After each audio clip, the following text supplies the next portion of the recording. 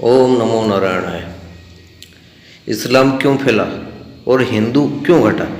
आखिरकार इसका कारण क्या है कि इस्लाम दुनिया में इतना ज़्यादा फैल गया और जो हमारा जो धर्म है, सत्य सनातन जो हिंदू धर्म है, वो आखिरकार क्या हो गया है कि हम एक देश भी उसका नहीं है। इस्लाम के 50 से ऊपर देश है, इस्लामिक कंट्री है, लगभग 50 60 ऐसे कुछ है, लेकिन हिंदू नाम का कोई देश है ही नहीं।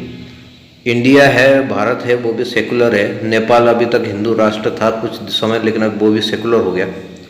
इसका कारण क्या है? आखिरकार हम उसको जानने का प्रयास करते हैं कि आखिर इसके पीछे कारण क्या है।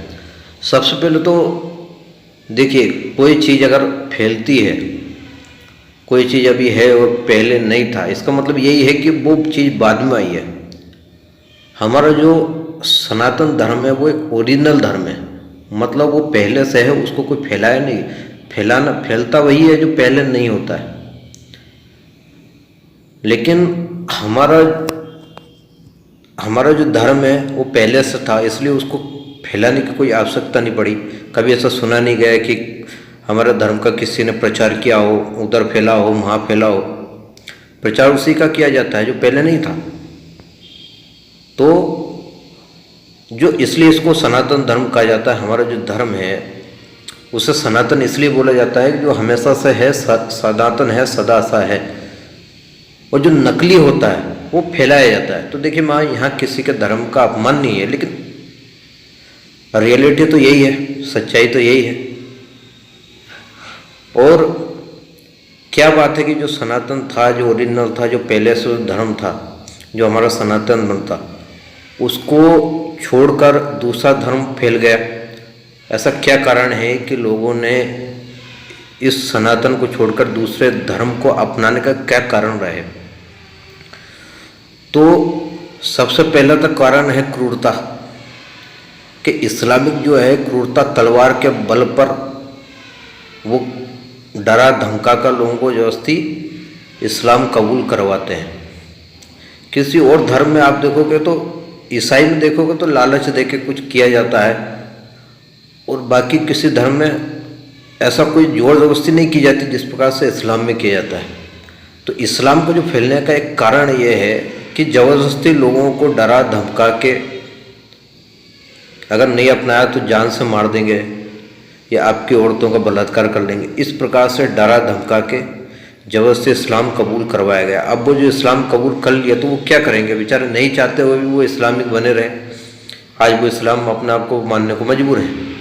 इस्लाम का फैलने का सबसे पहला कारण तो ये रहा। दूसरा कारण ये है कि आदमी की क्या होती है, व्यक्ति को नए की चाहत होती है। बहुत समय हो जाता है वो एक ही चीज़ को करते करते, फिर क्या हो जाता है, उगता जाता है, वो बोर हो जाता है। फिर नई चीज़ को चखने के लिए आखिरकार ये उसमें इंटरेस्ट होता है। तो ऐसे ही जो सनातनी थे, हिंदू थे, ठीक वो श्रेष्ठ था, लेकिन कई लोग उसमें कि एक नई चीज़ देखे, आखिरकार ये क्या चीज़ है। ये स्वाभाविक हर व्यक्ति के अंदर ये चीज़ रहती है।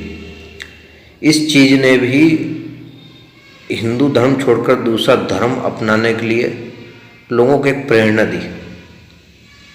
ये भी एक कारण रहा है कि इसको छोड़कर उस धर्म में जाने का, दूसरे धर्म में जाने का। तीसरा कारण ये है कि जो इस्लाम है वो एक, आप समझिए कि कुछ भी मनमानी करने का, आप उसमें कुछ भी मनमानी कर सकते हो।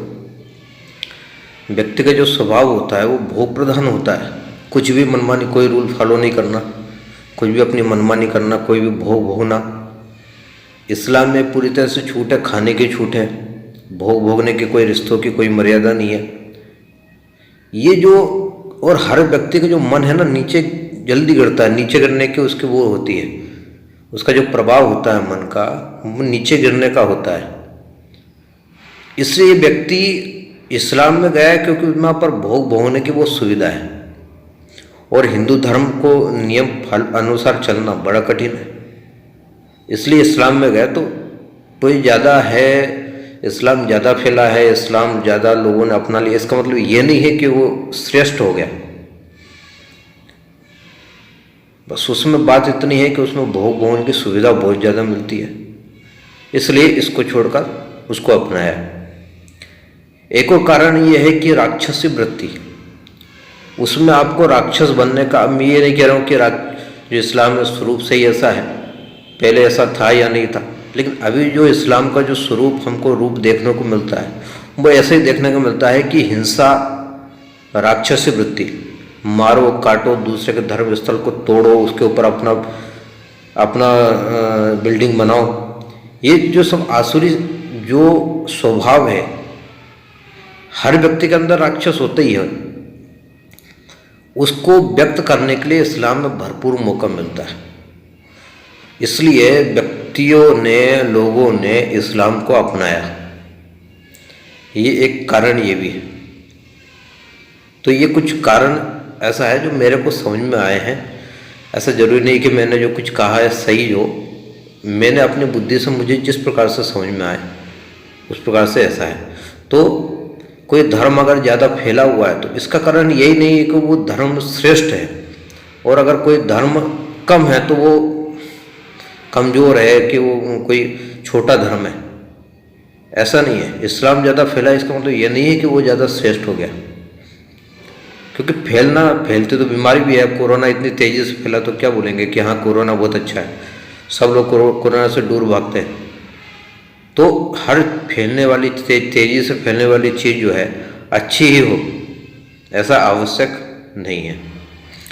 ओम नमो नारायण।